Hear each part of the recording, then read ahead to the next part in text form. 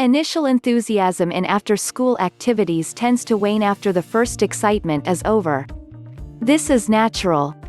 The trick is to keep up the hard work even if signs of losing interest are starting to show. How do you keep your child motivated?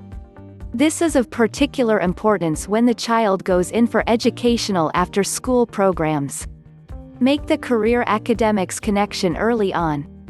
Let your child understand how important studies are. Let him know that an excellent career is wholly dependent on wholesome learning. To develop his interest in studies, plan family activities that are connected with his studies. Emphasize the real-world connection to academics whenever possible. Set goals.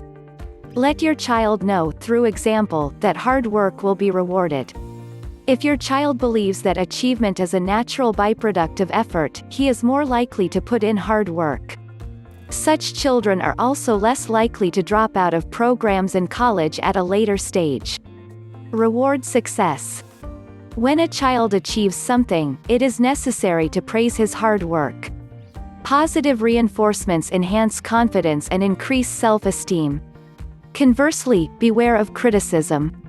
It can ruin the frail ego of children and play havoc with their minds. Don't forget to like and subscribe. Please stop by our site for more homeschooling info.